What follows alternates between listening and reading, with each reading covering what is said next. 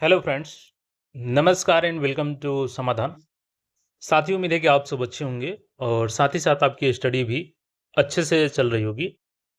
और जब से साथियों महा आंदोलन और इसके लिए बीएसएससी को अल्टीमेटम दिया गया है, कितने दिन का? तो 10 दिन का। और तब से इनके ऊपर दबाव बढ़ा है। मैंने मॉर्निंग में भी आपको बताया था कि ये प्रेशर में हैं, लेकिन केवल इनके प्रेशर में आने से कुछ नहीं होगा। छात्र को जब तक संतुष्टि नहीं होगी, और संतुष्टि कब होगी छात्रों की? जब ये फुल परीक्षा कैलेंडर जारी करेंगे।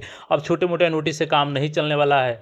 आप कितना भी जगने का नाटक कर लीजिए, लेकिन जब तक आप फुल परीक्षा कैलेंडर नहीं देंगे, जिसमें कि परीक्षा का डेट मेंशन हो, प्रीलिम्स का, रिजल्ट का डेट हो, मेंस फॉर्म का डेट हो, मेंस परीक्षा का और रिजल्ट का, फाइनल प्रक्रिया का कब तक आप कर रहे हैं, ये सारा चीज़ मेंशन करना होगा।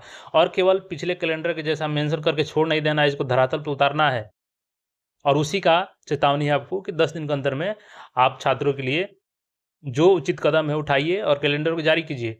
अब देखिएगा, ये एक नोटिस जारी किए हैं, कहीं न कहीं ये दिखाने का कोशिश है कि आयोग जग रही है, लेकिन वाक़ई में क्या आयोग जग रही है? पूरी नोटिस को हम लोग समझेंगे। और सीजीएल 4 जिसमें सीट ऐड होना है आपका, तो उसका भी चूँकि पोर्टल रीओपन करना है इनको, तो सारी अपडेट को हम लोग समझेंगे।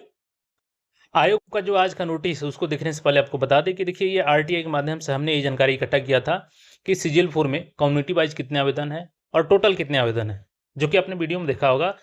नहीं देखे हैं तो जाइए उसमें देख लीजिए। और इसके बाद से हर ग्रुप में ये आपको सर्कुलेट होता हुआ मिल जाएगा। इवन कई लोग तो ये वाटर मार्क उड़ा करके और इसको चैट जीपीटी से बना करके शेयर कर रहे हैं बिना वाटर मार्क के। अब इतने भी आपको, चलिए क्या कर सकते हैं इस पे हम, ठीक है। लेकिन एक चैनल वाले ने तो आज हद कर दिया। मेरा इन्फॉर्मेशन शेयर करके और महोदय बोल रहे हैं कि इस डाटा का कोई महत्व नहीं है। अरे भाई, जब डाटा का महत्व नहीं है तो काहे ला दिखा रहे हो? छात्रों को मूर्ख बना रहे हो? डाटा मेरा यूज़ करो, कोई दिक्कत नहीं है मेरे को, लेकिन अगर उसमें तुम उसको गलत ठहराओगे बिना गलती के, तो तुम्हारी खैर नहीं है। आगे से सुधर जाओ। और इसके पहले भी वो महोदय यूज़ कर चुके हैं हमारे बीएसओ का डाटा। तो ठीक है, यूज़ करना है भाई, डाटा यूज़ करो, लेकिन उस पे अगर सवाल खड़ा करोगे बिना मतलब के, तो आगे मैं कुछ ज़्यादा नहीं बोलूँगा। देखिए, आज का ये नोटिस है इनका, जगने का नाटक फिर से। चूँकि आप सभी को पता है कि बिहार कर्मचारी चयन आयोग द्वारा जो post examination and result processing है, यानी कि जब आपका एग्ज़ाम कंडक्ट करवाया जाएगा इनके द्वारा, चाहे वो बीएसओ का एग्ज़ाम हो, सीजीएल 4 का एग्ज़ाम हो और 10+2 का एग्ज़ाम हो, या अदर जो भी छोटे-मोटे एग्ज़ाम्स हैं, उन सब के एग्ज़ाम के बाद चूँकि रिजल्ट्स आपको देना है, ओएमआर की स्कैनिंग की जानी है और उसी के लिए टेंडर जारी किया गया था। एक बात ध्यान में रखिएगा, मैं बार-बार आपको क्लियर करता हूँ, इसका वेबसाइट से कुछ लेना-देना नहीं है और इसकी वजह से भी पोर्टल रीओपन नहीं हो रहा है, ऐसा भी नहीं है, ठीक है? तो दोनों बात अलग है।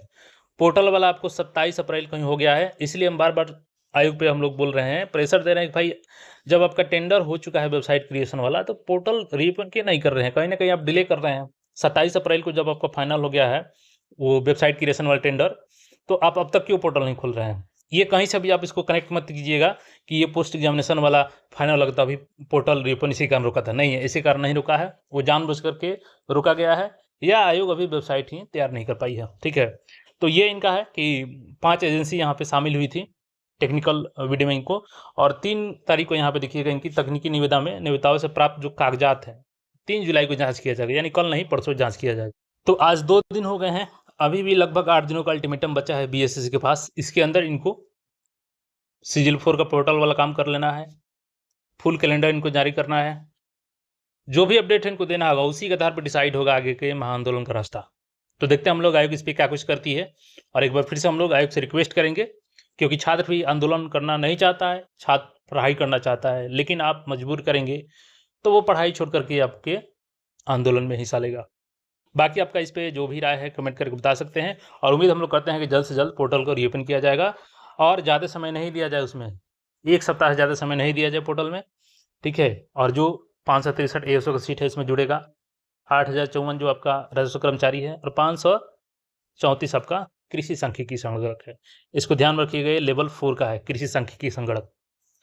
तो ये अपडेट है, बाकी आपका जो राय है कमेंट करके बता सकते हैं। और रही बात वो आरटीआई वाला, तो मैंने इसलिए बोला कि जो नहीं लगाते हैं उनको क्या पता, बोल रहे हैं कोई मंगा सकता है, तो मेरे डाटा क्यों इंतज़ार कर रहे थे? और आपको बता दें कि मैंने मार्च से ही इसके पीछे लगा था, तब जाके हमको ये डाटा प्राप्त हुआ है। तो इतने आसानी से उसको कुछ भी बोल देना डाटा को, ये कहीं से भी उचित नहीं है। आप डाटा यूज़ कीजिए, उससे कोई आपत्ति नहीं है, लेकिन अगर उसके ऊपर सवाल खड़ा करेंगे तो आपत्ति होगी। बाकी मिलते हैं फिर नए अपडेट में। चैनल को सब्सक्राइब करके जुड़े रहें। धन्यवाद।